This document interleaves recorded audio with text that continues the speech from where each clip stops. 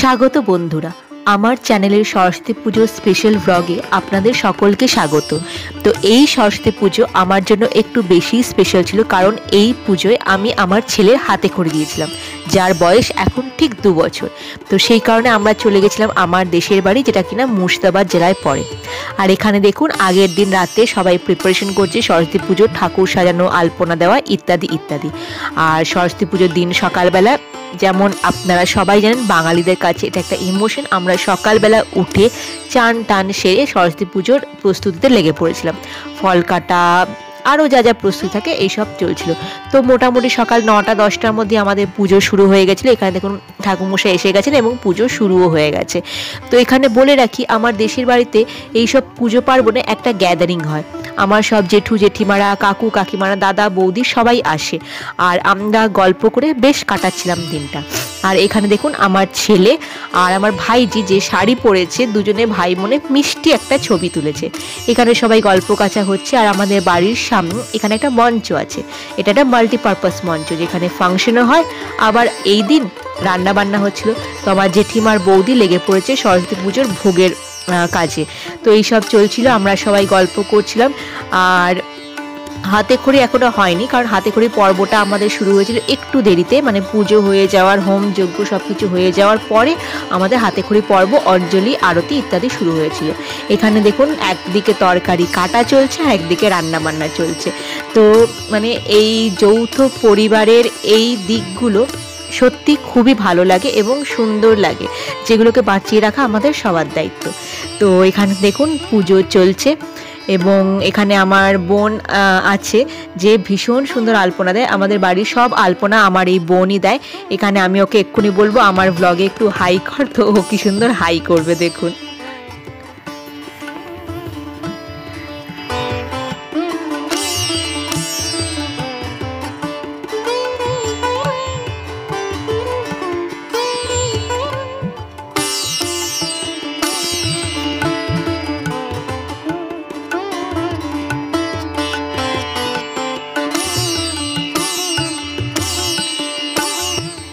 তো এই সব কিছু চলতে চলতেই পুজো মোটামুটি শেষের পর্বে চলে এসেছিলো। এখানে আমাদের হোম যজ্ঞটা চলছিল, তো তারপরে আমাদের হাতে খড়ি পর্ব শুরু হবে। আর এদিকে এখনও রান্নাবান্না চলছে। মোটামুটি দুপুরের আগে এই রান্নাবান্না শেষ হয়েছিল, কারণ অনেক লোক খেয়েছিল, তো রান্নাবান্নার পর্ব বেশ বড় রকমই হয়েছিল। আর এখানে মোটামুটি হাতে খড়ির প্রস্তুতি পর্ব শুরু হয়ে গেছিল।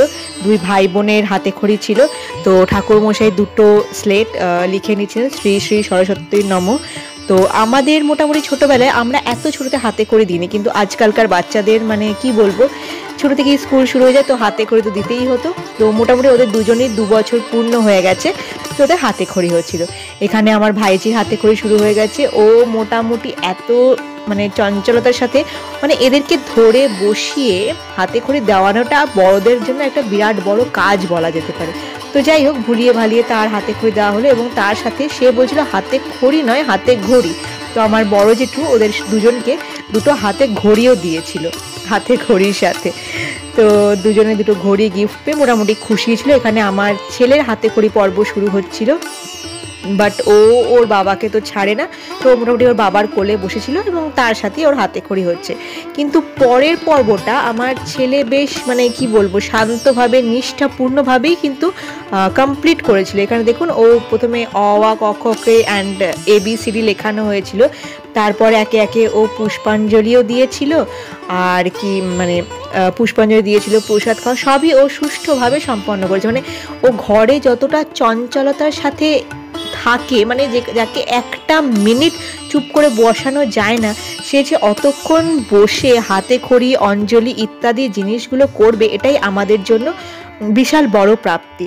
তো খুব নিষ্ঠা ভরে ওর হয়েছিল হাতে খড়ি, এবং আমরা খুব খুশি হয়েছিলাম ওখানে ওর হাতে খড়িটি সম্পন্ন করে। তো দিনটি আমাদের খুব ভালো কেটেছিল।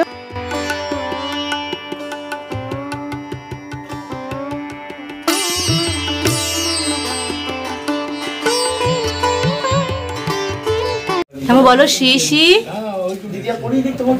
বলো সরস্বতী। দেখছে কি হচ্ছে। সবাই হাত থেকে ইসিল লিখেছে জলদি পড়বো। জলদি মানে কি?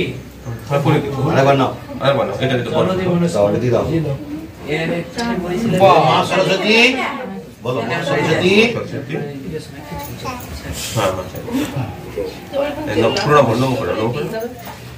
সেবা সব পুষ্পাঞ্জলি দেখ,